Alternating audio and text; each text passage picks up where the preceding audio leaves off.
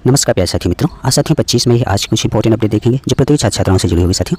अवधारणात्मक और स्टेटमेंट आधारित प्रश्नों ने बढ़ाई चुनौती। यूपीएससी ने अपना ट्रेंड बदला है साथियों। कल साथियों प्रयागराज में 79 केंद्रों पर सिविल सेवा प्रारंभिक परीक्षा आयोजित किया गया। उत्तर प्रदेश साथियों संघ लोक सेवा आयोग यानी साथियों यूपीएससी की ओर से रविवार यानी कल साथियों सिविल सेवा प्रारंभिक परीक्षा 2026 के लिए साथियों 79 केंद्रों पर साथियों इस बार प्रश्नों का स्वरूप बदल गया है। अभ्यर्थियों विशेषज्ञों के अनुसार अगर देखा जाए तो परीक्षा में अवधारणात्मक समझ, विषयों के बीच संबंध स्थापित करने की क्षमता और विश्लेषणात्मक सोच पर आधारित प्रश्न पर अधिक जोर दिया है।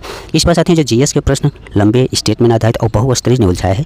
जिले में साथियों इस बार 30,000 से अधिक अभ्यर्थी पंजीकृत थे। प्रथम पाली में 69.75 और द्वितीय पाली में 69% ने उपस्थिति दर्ज कराई है। और अभ्यर्थियों ने कहा कि इस बार परीक्षा का स्तर अपेक्षाकृत कठिन रहा। रटने की रणनीति से सफलता संभव नहीं है। साथियों काफ़ी पेपर जो है वो काफ़ी लंबे और स्टेटमेंट आधारित प्रश्न रहे।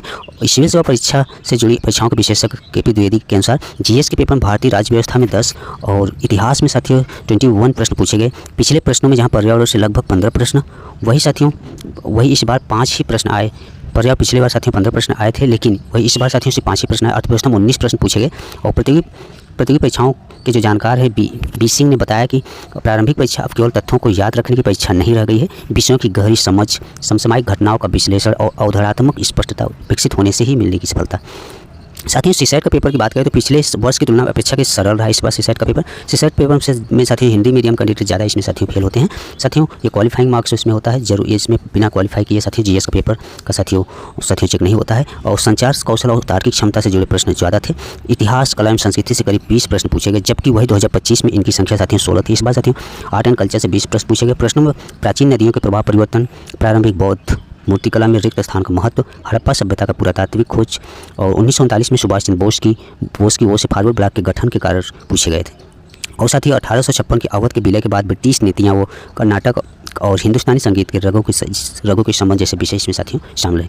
फिर साथियों इस बार साथियों प्रारंभिक परीक्षा में यूपीएससी के जो है प्री में 5.49 लाख अभ्यर्थी इसमें शामिल हुए। यूपीएससी द्वारा रविवार को यानी साथियों कल जो आयोजित किया उसमें करीब साथियों लगभग साथियों 5.5 लाख के आसपास उम्मीदवार शामिल हुए। आयोग ने इस बार पहली बार परीक्षा केंद्रों पर उम्मीदवारों का रियल टाइम फेस ऑथेंटिफिकेशन चेहरा प्रमाणीकरण शुरू किया है। इसका उद्देश्य फर्जीवाड़े को रोकना और परीक्षा की शुचिता बनाए रखना है। आयोग के अनुसार इलेक्ट्रॉनिक्स और सूचना प्रौद्योगिकी मंत्रालय के सहयोग से विकसित एवं स्वदेशी प्रणाली सभी केंद्रों पर पूरी तरह सफल रही। यूपीएससी प्रारंभिक परीक्षा में समसामयिक घटनाओं और अंतर्राष्ट्रीय विषयों को तरजीह दी है। और इसमें साथियों तुंगराहुआ ज्वालामुखी, संयुक्त राष्ट्र महासागर सम्मेलन 2025, जीनोम इंडिया परियोजना, ड्रोन स्वाम तकनीक, दुर्लभ मृदा तत्व एवं महत्वपूर्ण खनिज, यूनिफाइड पेमेंट्स इंटरफेस, यूपीआई से संबंधित कृत्रिम बुद्धिमत्ता, प्रभाव शिखर सम्मेलन 2026 से जुड़े प्रश्न पूछे गए। वही भारतीय नागरिक सुरक्षा संहिता 2023 के तहत 0 FIR, संसद की अनुसूचित जाति एवं अनुसूचित जनजाति कल्याण समिति, दिव्यांग जन अधिकार, पर्यावरण, जलवायु परिवर्तन मंत्रालय से जुड़े प्रश्न, जुड़े संस्थानों और हिंद महासागर तक वाले समुद्री मार्गों पर आधारित प्रश्न साथियों शामिल थे।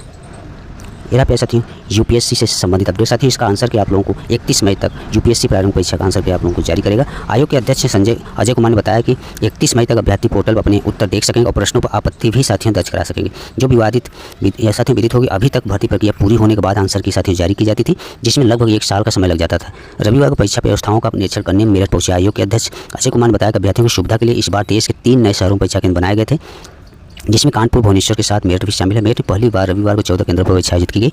यहाँ कुल 5,902 अभ्यर्थी जो है पंजीकृत थे। यूपीएससी अध्यक्ष ने कहा कि पहले कई अभ्यर्थी को 200 से 500 किलोमीटर दूर तक की जो है दूरी तय करनी पड़ती थी। आयोग भविष्य में आवश्यकता के अनुसार अन्य शहरों में भी परीक्षा केंद्र बढ़ाने पर विचार करेगा। साथियों उन्होंने कहा कि परीक्षा प्रक्रिया को निष्पक्ष, पारदर्शी और अभ्यर्थी हितैषी बनाना आयोग का उद्देश्य है। आंसर की जारी करने का निर्णय इसी दिशा में उठाया गया है, जिससे अभ्यर्थी अपने उत्तरों का मिलान कर सके और परिणाम को लेकर तनाव कम हो। साथियों यूपीएससी से जुड़ा अपडेट रहा। साथियों कल आयोग ने अधीनस्थ सेवा चयन आयोग ने लेखपाल भर्ती परीक्षा में गड़बड़ी का स्पष्टीकरण दिया है। प्रदेश में 7,994 पदों पर लेखपाल भर्ती लिखित परीक्षा को लेकर सोशल मीडिया फैलाई जा रही अफवाह का अधीनस्थ सेवा चयन आयोग ने संज्ञान लिया है। रविवार को नोटिस जारी कर आयोग ने इसका खंडन किया है। और जो परीक्षा नियंत्रक सुभाष चंद्र प्रजापति ने कहा है कि परीक्षा पूरी शुचिता के साथ कराई गई है, कोई गड़बड़ी नहीं हुई है। फिर भी सोशल मीडिया पर कुछ लोग गलत नीयत से परीक्षा को लेकर भ्रामक सूचना फैला रहे हैं। उन्होंने अभ्यर्थियों से कहा कि वे अफवाह पर ध्यान न दें। भ्रामक सूचना और अभ्यर्थियों को भड़काने वालों के खिलाफ पुलिस, आयोग कड़ी कार्रवाई करेगा। साथ ही आयोग यहाँ नेक्स्ट अपडेट है अगले साल से कई सत्रों चरणों में होगी नीट यूजी परीक्षा। पेपर लीक के बाद मेडिकल स्नातक कोर्सों में दाखिले से जुड़ी परीक्षा नीट यूजी में उन सभी सुधारों को अब गति मिल सकती है जिन पर स्वास्थ्य मंत्रालय अब तक चुप्पी साधे था। सरकार इस परीक्षा को अगले साल से कंप्यूटर के जरिए कराने का ऐलान पहले ही कर चुकी है। हालांकि परीक्षा को कई सत्रों चरणों में कराने और परीक्षा के प्रयासों और उम्र की अधिकतम सीमा निर्धारित करने जैसे सुझाव अभी भी लंबित है। माना जा रहा है कि स्वास्थ्य मंत्रालय जल्द ही उच्च स्तरीय समिति की इस सिफारिश पर अंतिम निर्णय ले सकता है, यानी अगले साल से नीट यूजी में कई बड़े बदलाव देखने को मिलेंगे। नीट यूजी पेपर लीक मामले पर हाल ही में संसदीय समिति के सामने पेश हुए नेशनल टेस्ट एजेंसी एनटीए के अधिकारियों ने 2024 में पेपर लीक के बाद डॉक्टर राधाकृष्णन की अगुवाई में गठित उच्च स्तरीय समिति की सिफारिशों को साझा किया। समिति ने नीट यूजी में सुधार से जुड़े 3 अहम सुझाव स्वास्थ्य मंत्रालय को दिए थे। इनमें साथियों परीक्षा पेन पेपर की जगह कंप्यूटर के जरिए कराने, परीक्षा कई सत्रों चरणों में कराने और परीक्षा प्रयासों और अधिकतम उम्र सीमा को निर्धारित करने के सुझाव भी शामिल है। एनटीए ने संसदीय समिति को बताया है कि इन सिफारिशों को मंजूरी के लिए स्वास्थ्य मंत्रालय को नए सिरे से प्रस्ताव दिया गया है। नीट यूजी की परीक्षा स्वास्थ्य मंत्रालय का अधीन है और वही इसके लिए मानकों का निर्धारण करता है। एनटीए उसके मानक के अनुरूप परीक्षा कराता है। जेई मेन और नीट यूजी को एक साथ कराने का भी सुझाव इन्होंने दिया। नीट यूजी में सुधार को लेकर गठित उच्च स्तरीय समिति ने जेई मेन और नीट यूजी को एक साथ कराने का भी सुझाव दिया है।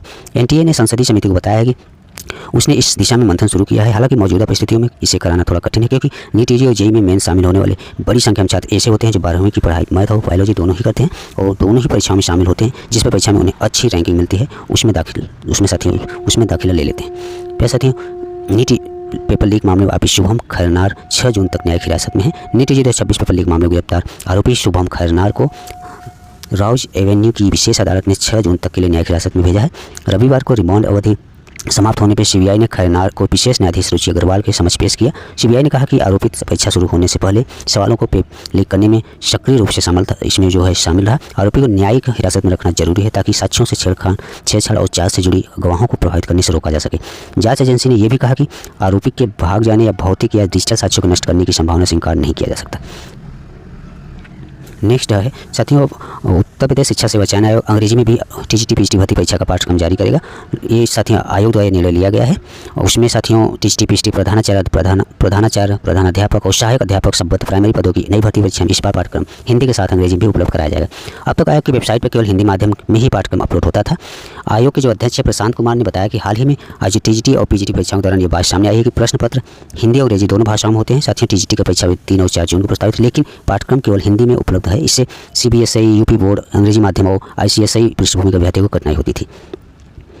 आगामी भर्तियों को ध्यान में रखते हुए आयोग दोनों भाषाओं में पाठ्यक्रम तैयार कराने की दिशा में काम कर रहा है। जल्द ही इसकी रूपरेखा तैयार कर ली जाएगी। द्विभाषी पाठ्यक्रम से न केवल अभ्यर्थियों को सुविधा मिलेगी बल्कि प्रश्न पत्र तैयार करने वाले विशेषज्ञों को भी विषय वस्तु समझने में भी आसानी होगी।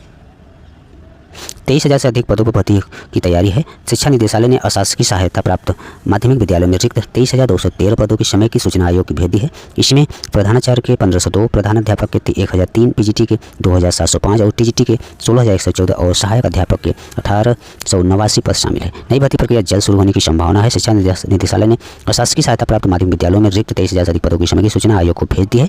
इनमें प्रधानाचार्य के 1502, प्रधानाध्यापक के 1001, टीजीटी पीजीटी के साथियों 2705 और 16 टीजीटी के 16,114 और सहायक अध्यापक के 1889 पद शामिल है। नई भर्ती प्रक्रिया जल्द शुरू होने की संभावना है। ये रहा प्यारे साथियों शिक्षा सेवा चयन आयोग से संबंधित अपडेट। प्यारे साथियों आज 25 मई के कुछ महत्वपूर्ण अपडेट रहा। धन्यवाद।